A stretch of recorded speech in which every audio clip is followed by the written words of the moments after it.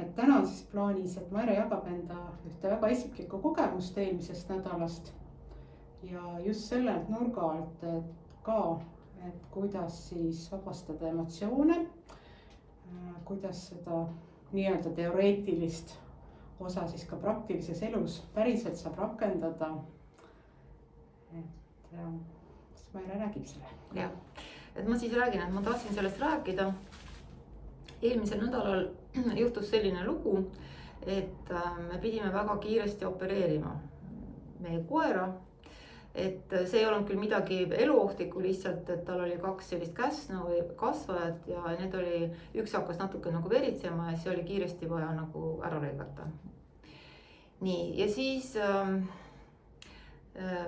see, kõik oli super hästi, eks ole. Ja meil oli väga hea kirurg, kes ütles, et me teeme ühe väikse sellise nagu rahusti talle. Ja siis siis hakkas nagu mõjuma tasapisi. See ei ole muidugi meeldiv vaatepilt vaadata, kuidas koer nagu hakkab kõikuma ja niimoodi.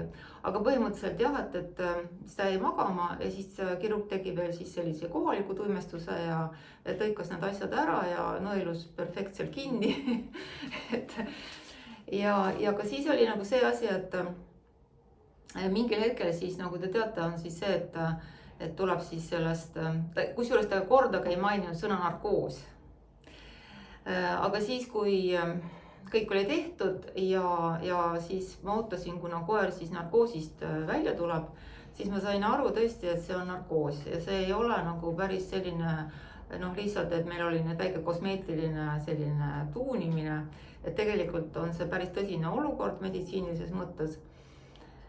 Sest tal keel oli täiesti nagu suust väljas ja et ma nägin, et ta on nagu et kuigi ta mingil määral nagu reageerib, aga ikkagi ja see hingamine, siis ma hakkasin jälgima tema hingamist, et see oli selline hästi nagu pinnapealne ja siis ma panin tähele seda, kuidas siis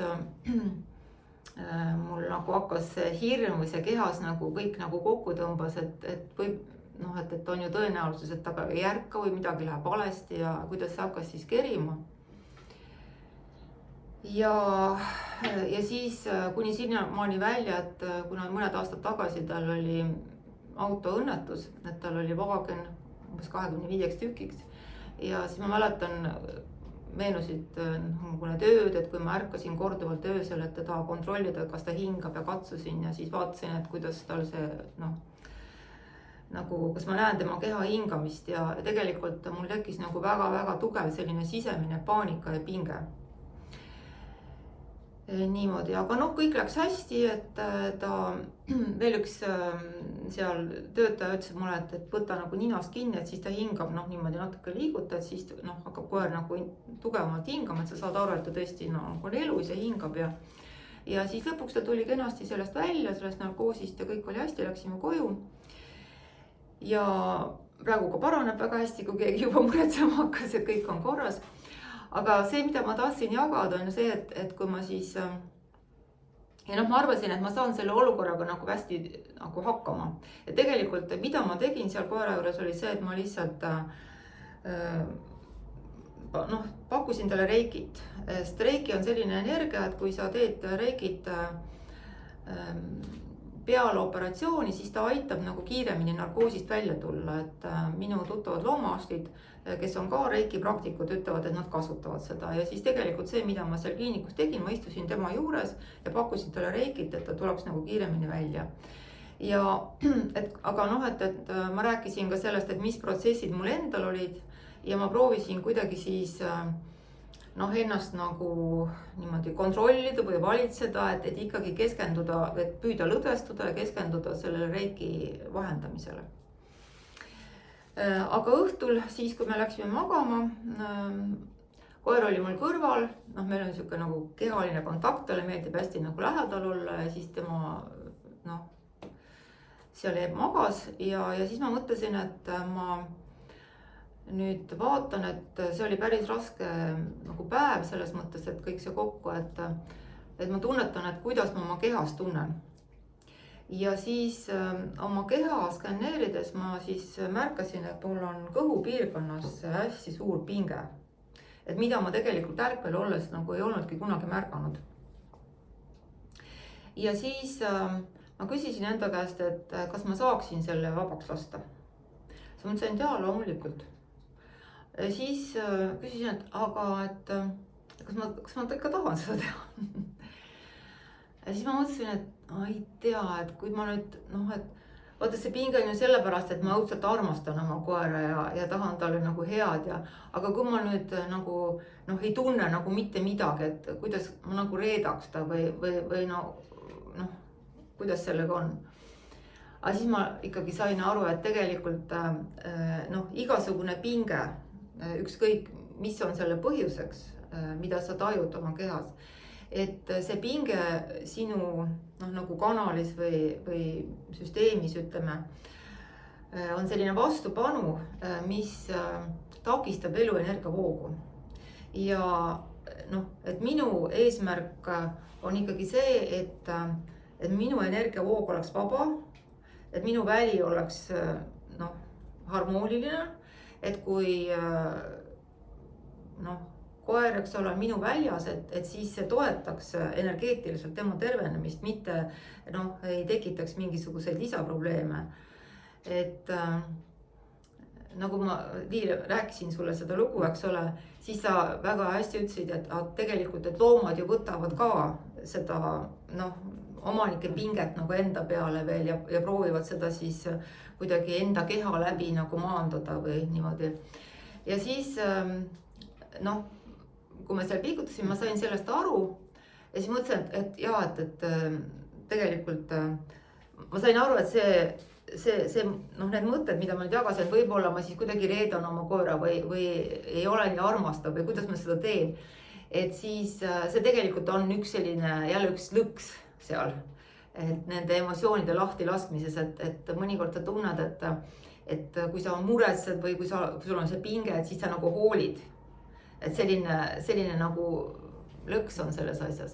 Aga ma nägin selle läbi ja siis ma lõdvestusin ja see energia siis, ja siis ma küsisin, et kas ma siis tahan selle lahti lasta, ütlesin, et jaa, kuna siis, et kohe ja siis see energia nagu hakkas liikuma ja see oli nagu lahenenud ja siis, et see ei jäänud kuskile, et ma ei pidanud seda kuskile oma kehas nagu salvestama, ja siis ma sain ka aru sellest, et ilmselt et selline mingi hirmuenergia on see, et mida ma salvestan siis rohkem siin päiksepõimikus ja et mul on olnud siin ka probleeme, et ilmselt see on minu muster, et inimestel on erinevad kohad, kus nad oma pingeid nagu hoiavad kehas.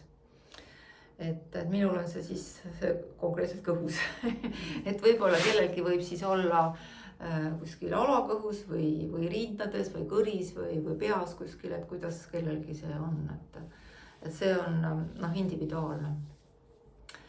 Vot, aga siis ma mõtlesin, et ma jagan seda kogemust, et lihtsalt, et ma olen rääkinud üsna palju teoreetiliselt, et kuidas asjad käivad, aga siis seekord ma otsustasin, et ma räägin väga isiklikult ja ma räägin väga nagu eluliselt selles mõttes, et kuidas ma seda kasutasin. Nii, ja siis nüüd kuna see oli selline nagu hirmudega, kuidas ma seal hirmuenergia või selle pingega siis nagu toimetasin või kuidas seda vabastada.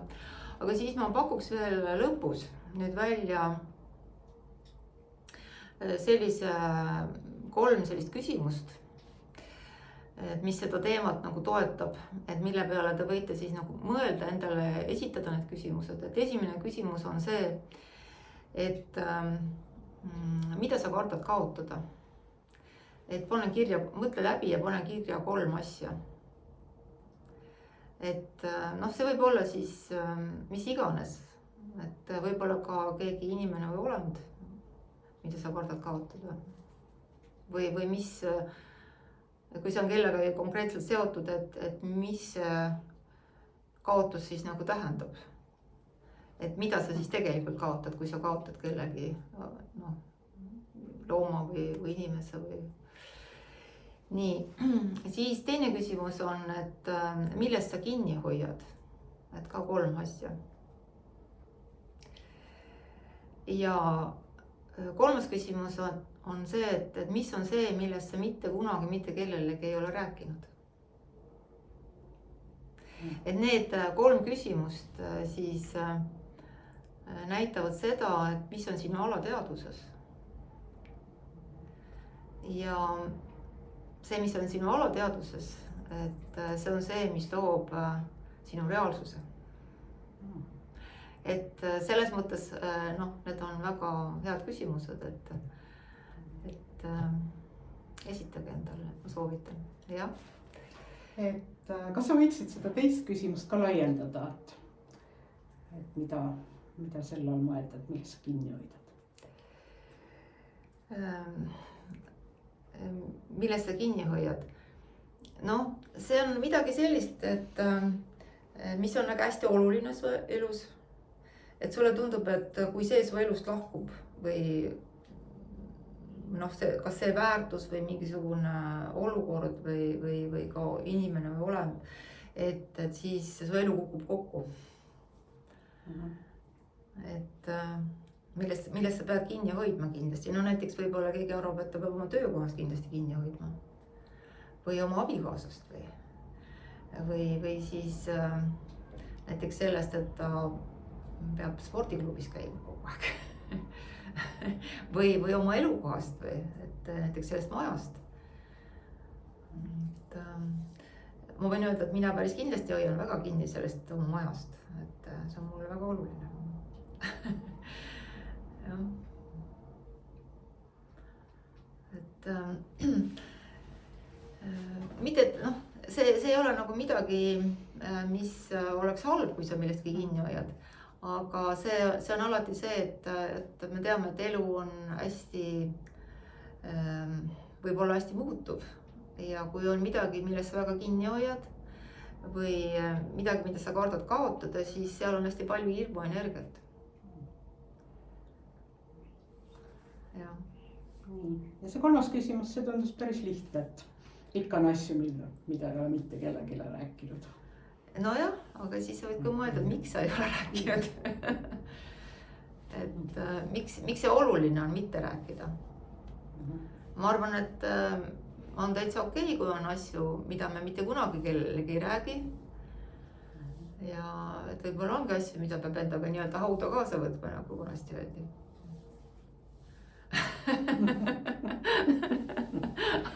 Aga hea on teada seda, mis need asjad siis on.